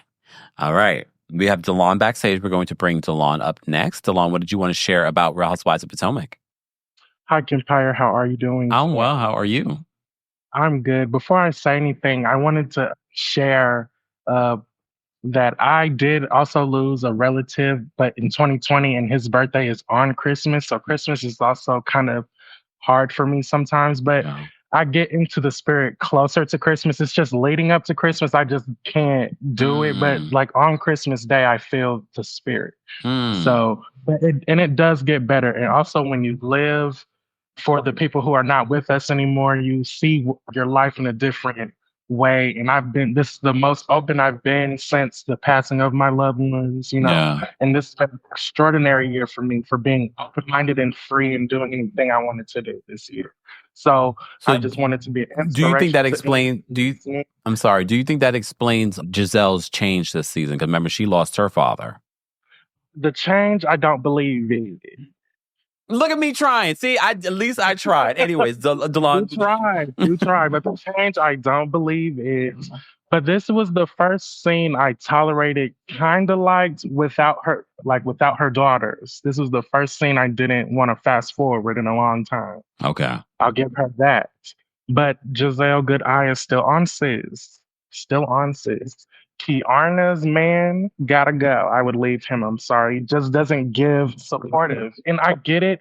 She had the fight last season, but that wasn't because of she had beef with someone. She just was trying to de-escalate and it went the wrong way. Yeah. And also I'm just like, she's promoting you, sir. So go get the bright side, She's got on your camp shirts and whatnot. Like, come on now. That's true. And Wendy and Eddie, oh my goodness gracious. I just want to be a fly on the wall when it comes to them. I'm sorry. It just oozes sex. Their relationship just oozes that. I'm sorry. But, and also Stacy, she kind of was overcompensating a tad bit for TJ at this Love Lagoon. She kind of like annoyed me a little bit because I'm just sorry. I'm like, he may not be a virgin. He's probably a virgin with women. No tea, no shade. Bye, Delon. Nice day, everyone. Happy holidays. You too. Bye. I can't. All right, let me bring up Anthony next. But before we bring up Anthony, let me just say thank you. Gracie's Quilting and Crafting Corner, thank you so much for the super chat. She says, Kay said on Watch What Happens Live she wished Wendy would make herself more available. And I think that's going to be the issue coming up between Wendy and Karen. Oh, okay. I did see where she said that. I thought that was interesting. All right. Okay. Let's bring Anthony up next. Hold on one second, Anthony. Hold on. There we go. Anthony, what's going on? Hey, Kempire. Anthony from Los Angeles, California. How are you today? I'm well. How are you? Good, thank you. So this episode, I'm going to give a 7 out of 10. I thought it was solid. It definitely felt like Kempire After Dark with this Love Lagoon. I'm not going to lie. I'm all good. For 2 points, Stacy and Karen. For Stacy, I'm starting to believe this was just a show storyline. I don't believe TJ and her are ever going to get serious, get together at any point because I think her main storyline is her divorce, but we can't even see the man's face. And you can't really much talk about that because I'm sure he told her, like, don't even bring my name up. So she has to show something, but I love her personality. I love her just by herself and her quirkiness and her beauty. Yeah. But she does need to show something. But TJ was the wrong move. And then lastly, for Karen, I wanted to see those 8 balloons to represent her 8 citations. Because to me, when Karen was saying, I don't want to invite Jacqueline because I want peace and love and all that for her home. But like, where was that night when you were behind the wheel? Like, I'm not understanding that point. Like, Karen, like, you keep making up excuses. You keep saying from last week's episode of like, oh, well, I was in love with Ray and all this. Like, no, it's not making sense. So that's it. Thank you so much, Kempire. Thank you, Anthony. Take care. Likewise. All right, we're going to bring Sasha up next. Sasha, what did you want to share about Real Housewives of Potomac? Hi, Kempire. Can you guys hear me? Yes, can you hear me? Yeah, I can hear you. Hi, how are you? I'm well. How are you? I'm doing well. Happy holidays, everyone. You too. So I'm not watching the season. I'm only watching your reviews. Oh. Yeah, just because I don't know if you or if anyone else has pointed this out, but has anyone noticed how all of the new girls that they brought on this season are darker skin or brown skin? And yeah, so I feel like nothing has been learned from anyone. I feel like they're doing this as like a PR whatever, based on the comments that Giselle made last season and based on everything that's been going on. Also, I caught a clip from Giselle's Breakfast Club interview and her saying that Robin wasn't well liked because her relationship with Juan. Again, nothing was learned, and you can tell that the network is doing their best to make to prop Giselle as she's always been the face, but just prop her up and just do like a clean, like, give her like a clean edit this season. So I refuse to watch, but I will continue to watch your episodes on YouTube, your reviews. So thank you so much for all that you do. And Thank you, Sasha. No problem. Perfect timing too. Bye. Look, so I'm not the only one that feels this way. Okay. But again, I think we can still say two things. I think we can enjoy some of the moments that we get from Gizelle during the season. But like I said, I got my good 2020 vision on you because I'm a big believer. Pay attention to people's actions and not the image people want to give you. Just saying. All right. Ashley's backstage. We're going to bring Ashley up next. Hey, Ashley, what's going on? Hey, Kempire. How are you? I'm well. How are you? Good. So I just wanted to comment on this relationship with Gizelle and is his name Name? I think it's Name. Namza? Namza, thank you. So I don't think that the producers may have, put it together so that she would have somebody on the show. But I do think that Name's intentions with Gizelle are pure, just because when I was watching her interview with the Breakfast Club, they asked her about, what her relationship status was. She did say that she's dating, she had some people on her roster. And then Jess Hilarious asked her about Name, and she said that Name actually stopped talking to her for a while because she went and did that dating show with Ashley. Yeah. He wasn't happy about that. He said, I don't understand why you would do a dating show if I'm like trying to take you seriously, why would you do that? And she said that she had already signed up for it, so she wasn't going to basically like lose a check for him. So he stopped talking to her, but she did say recently I've been communicating. So okay. Well, thank you for watching the interview so we didn't have to. Oh, trust me, I was cringing through the interview, but I was like, let me just see if she's gonna drop any tea. and she did. And she did. But to be honest, most of the interview she was lying and gaslighting us. So, which Gizelle likes to do. Yeah. Wow. Thank you, Ashley. Take care. Take care. The only Ashley that we like here. So that's interesting.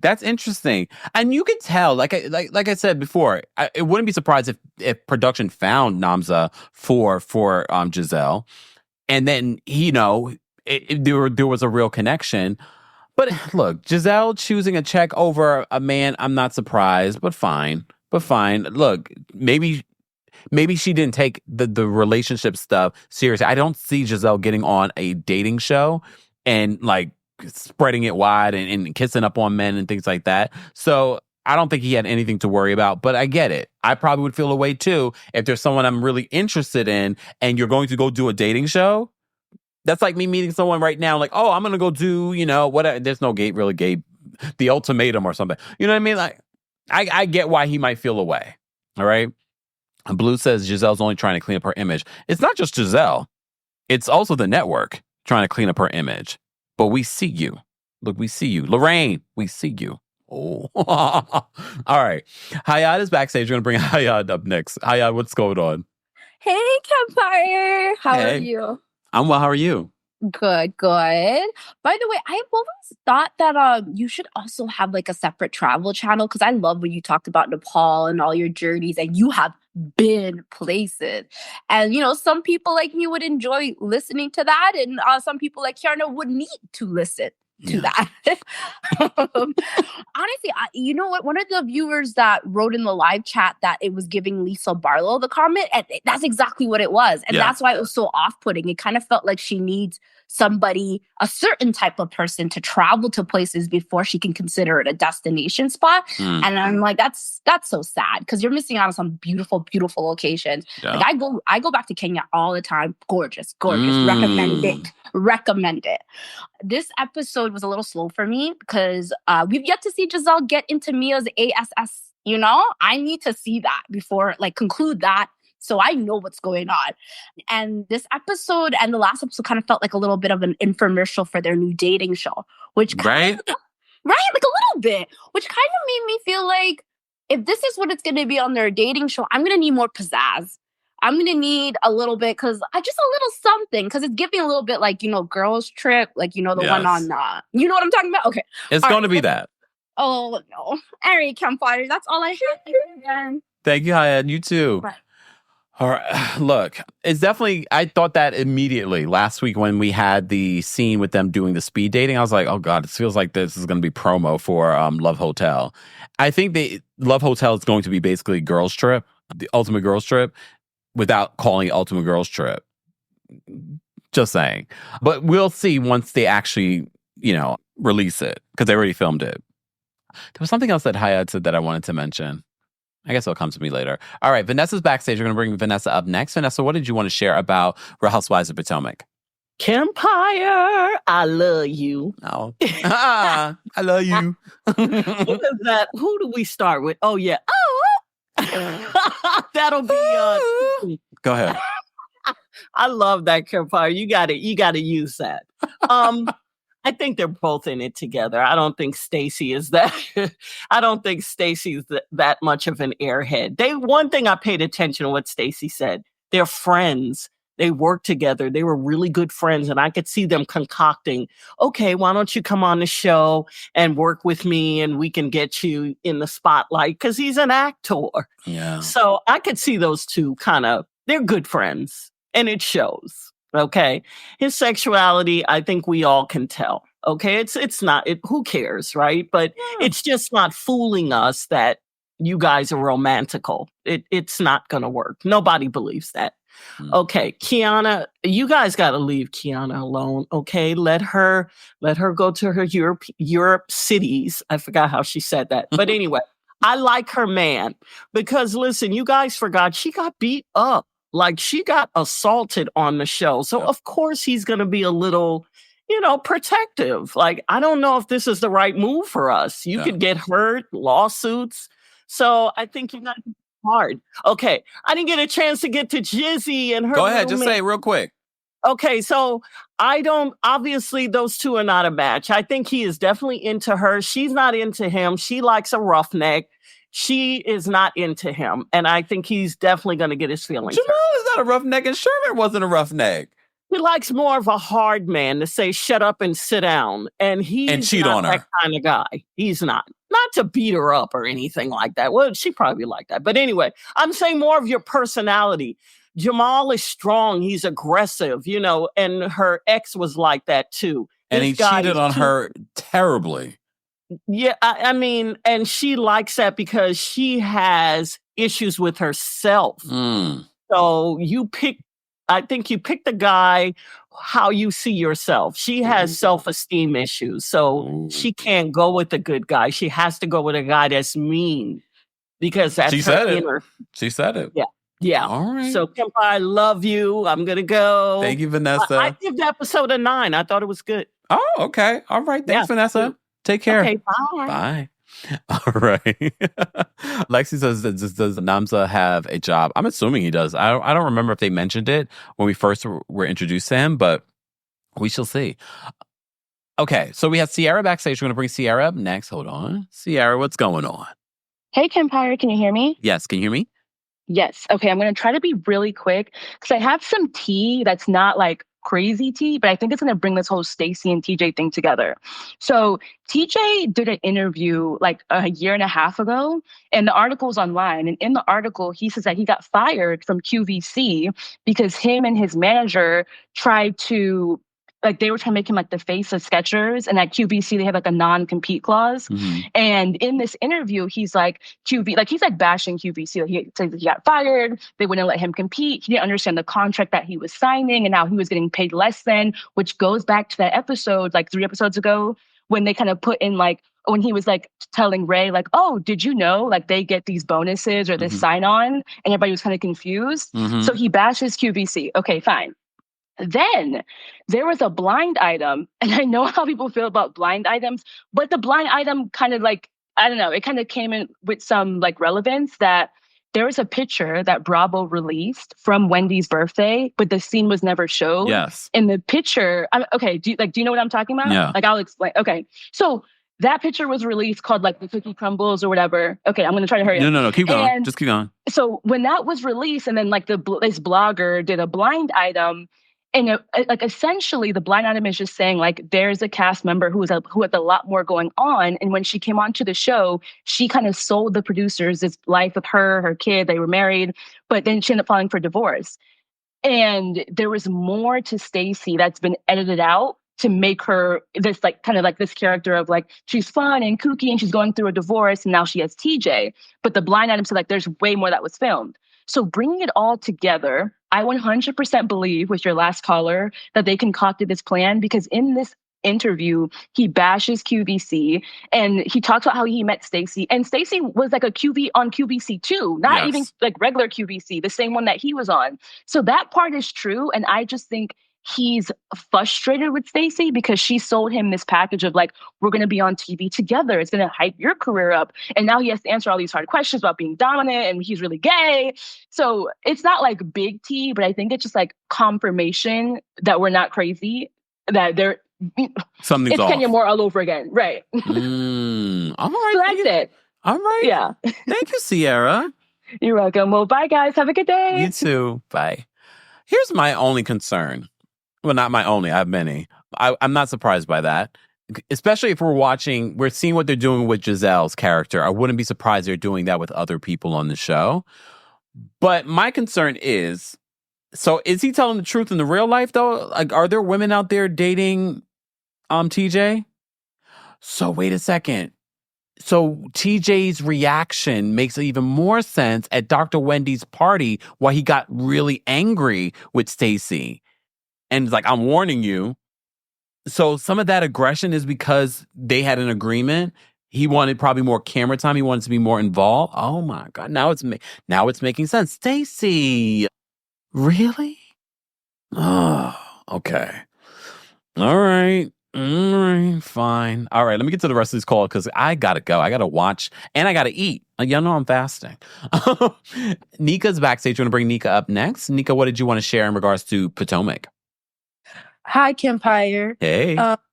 I got a couple things that I wanted to say. First off, about Gizelle, I think she do need a gentleman, someone that that's gonna change her perspective on life. Give her something softer because she's a little hard.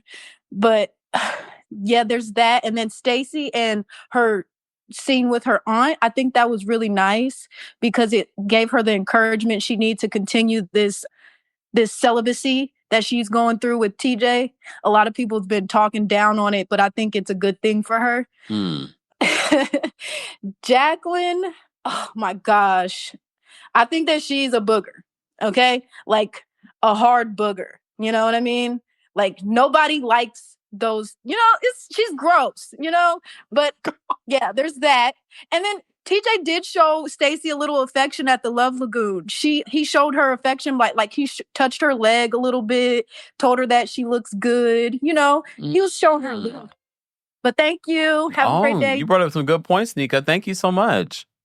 Yeah, so you think, okay, so I'm warning you. Hold on. Someone said this too in the live chat. I saved it. Vanessa says, right, I'm warning you, I will break the contract. Stacy, come on. Jessica says, yes, hold on. Jessica says, yes, I live in the DMV, and Ashley Silva, Charisse, and many DM women said that Stacy's putting on for the show. Come on, Stacy. Really? Damn. Joyce, thank you so much for the super chat. Joyce says, just got my ticket for New York City. Can't wait. Come on now.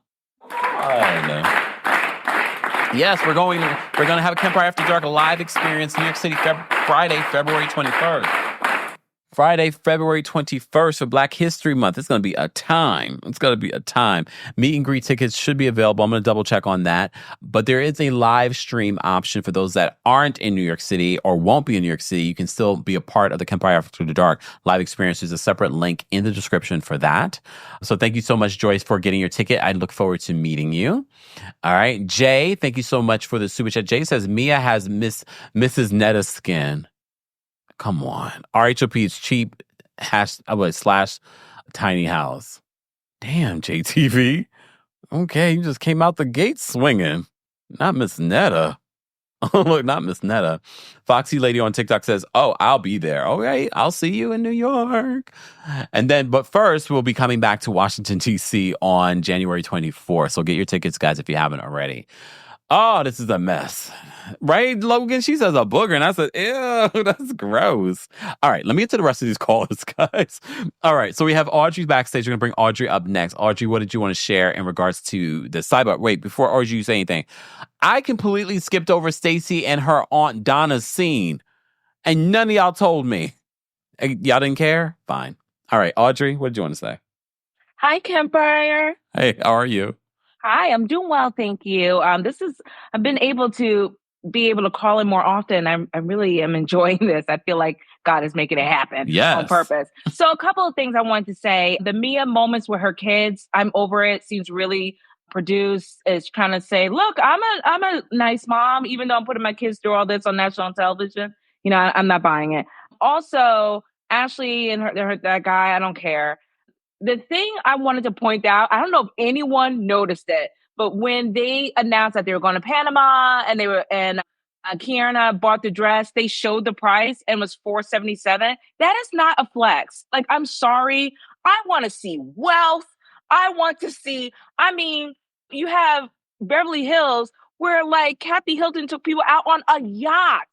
But we're showing that Kiana dropped $477 on a dress. Like, I just want more for Potomac. I really, really do. And I know the wealth is there and I want to see it. Okay, so the TJ thing. Did anyone notice, and it reminded me when this last caller, the grip he had on Stacy's knee? Go back and watch. I'm sorry. Go back real quickly. Go back and watch it. When they start questioning him, they're going back and forth, blah, blah, blah. The grip that he has on her knee. It was a little scary for me. I didn't like that. That was kind of like, concerning. And one more thing about Kiana. Okay. And I wanted to say this last week. You are a beautiful brown skinned girl with a salon, a spa, whatever it is, a spa, right? A med spa. Why are you going? Okay. Med spa. Thank you. Why are you going on TV promoting this dude who seems like he's really not that into you? You are wearing his shirt on television. Girl, you should be wearing the most fabulous things and making yourself a brand. This guy's divorced with kids. You don't have any kids. Live your life. This is your moment. And I just think she's ruining it. So that's all I had to say. Keep doing all your great work. Keep doing these reviews. I'm going to hope I keep making them every Monday. I wish I could be there for the New York show because I'm going back to New York this week. But I'll see you next time you're here in Atlanta. Exactly. Thank you again. Bye. Thank you, Audrey. Take care. I mean, this is why I love when we get the callers, because the fact that Audrey pointed that out, I'm like, oh, you're right. It's sort of like she says she's submissive. It's like she's pulling back her own shine in order to kind of prop him up. And maybe she's doing that because maybe she sold him I know you don't want me to do this, but we can promote your business. So she's sort of like making herself small to make him, okay. All right. Miss Sharon's backstage. We're going to bring Miss Sharon up next. Miss Sharon, what did you want to share? Hey, Kempire, how are you today? I'm well. How are you? I'm doing fine. I'm watching a rerun of a football game. Hey, you know what? I noticed something what Bravo is doing. They're emphasizing Kiana's scar. Did you notice that? No. On her forehead? Yeah. Because at first, when she was hollering at Ashley about talking about her scar, I never saw it. I thought it had disappeared too. But now I'm seeing it because it seems like that Bravo is putting an emphasis on that scar. I can see it now. Okay. And another thing, I just don't like that Jazzy character. I'm sorry. It's something about her. She's a mini Mia. She lies a lot. I don't even believe that her family owns a vineyard. It could be like a distant relative that owns a vineyard. And she said, oh, that's my cousin. You know how we do. So no, they could leave. I'm glad she wasn't a full-time cast member. I'm glad that they got Kiana, even though Kiana's life to me is kind of boring. But anyway, everybody else is too. But oh well. Oh well. Talk to you later, Kempire. Thanks, Miss Sharon. Bye.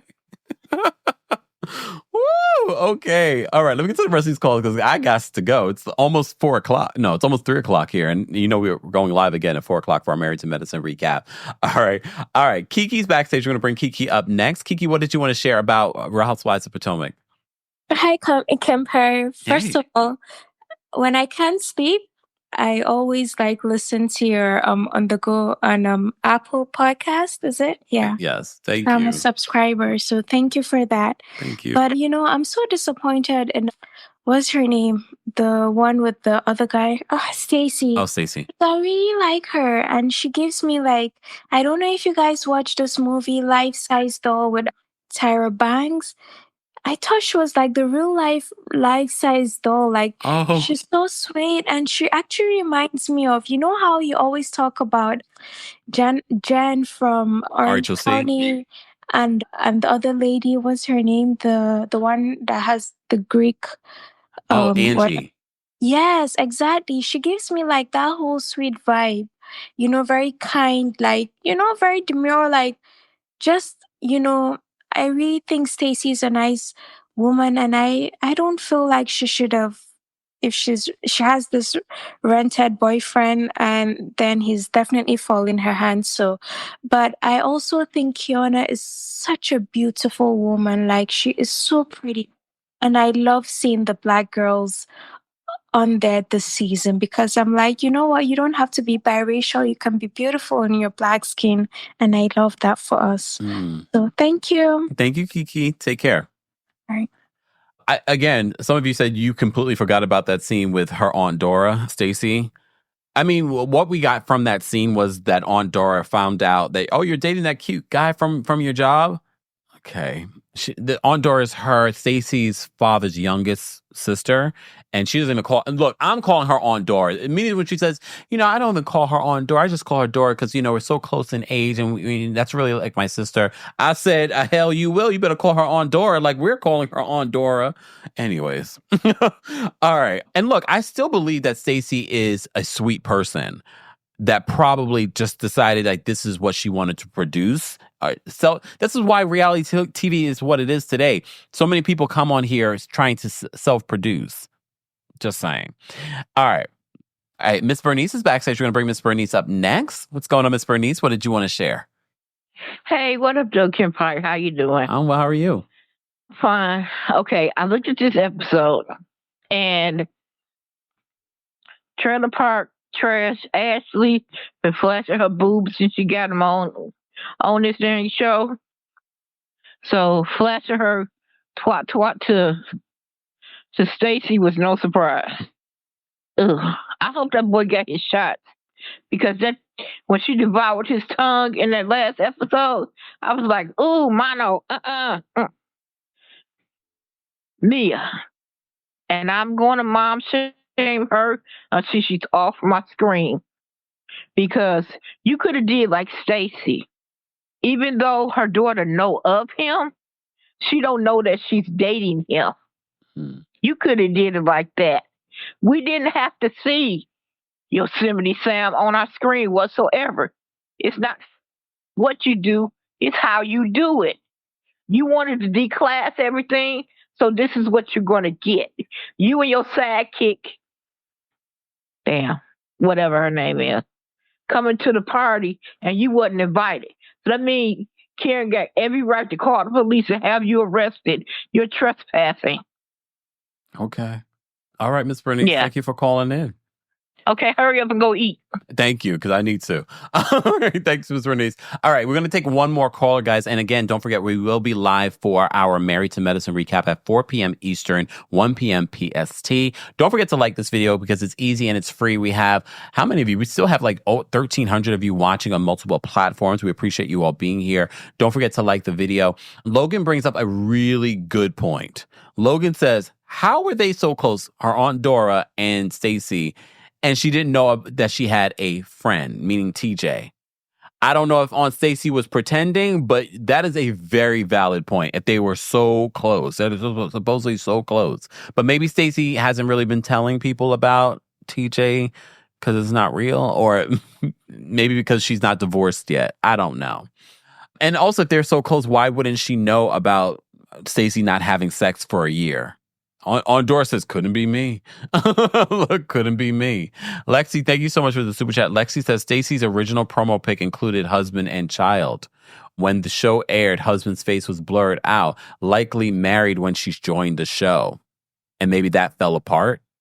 Reality television is so deceptive. I've been really catching up on 90 Day Fiancé before the 90 days because I told you guys back in 2025, Tuesday Takeover will return. So we will be talking about some of those other reality shows and hot topics on Tuesday Takeover.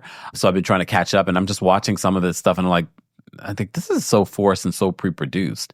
All right. We're going to bring Maya up next. Maya, what did you want to share in regards to Potomac? Oh, Maya dropped out. Maya will have to call back in. All right. Judgy Justice, what did you want to share in regards to Potomac? So I feel bad because Logan stole my point. And you stole my point about Stacy, because there is no way that if I'm so close as to my mom, to my aunt, to my cousin, my female cousin or whoever, and they don't know that I'm not, getting happy times, if you will, for YouTube algorithm. Thank you. That I'm seeing someone, don't even have to know that person yet, but they can know I'm flying out to LA to go see this person or that person or whoever, for safety purposes, of course. But the fact that nobody knows anything about him and he just pop up on our screen, it's just starting to seem very like a relationship of convenience. And him being a paid actor just makes it sound even worse. Like, Stacy, you're too pretty for this. You can find somebody, get on the interweb or something. I don't know, but find somebody else. He's not convincing enough. Thank you. And I'll see you in DC. Thank you, Judgy Justice. See you soon. All right. We have Maya backstage. We'll bring Maya up again. Maya, what's going on? Hey, Kempire. Okay, I'm trying to think. Mean or nice? I'm Sagittarius. Mean. Remember Nicki Minaj said mean or nice? Oh. Mean. So let's just be on TJ. TJ. I think TJ, first of all, TJ, you need to have several seats. That Bugs Bunny comment. Do you know Bugs Bunny is a male cartoon? Why don't you just be out with it and just say, call it what it is, And I think Stacy is also smarter than what she puts on. She is from Detroit. In the beginning of the show, she said she's from Detroit. So she's definitely, I think, she's just playing for the cameras. But the guys on the show are kind of like,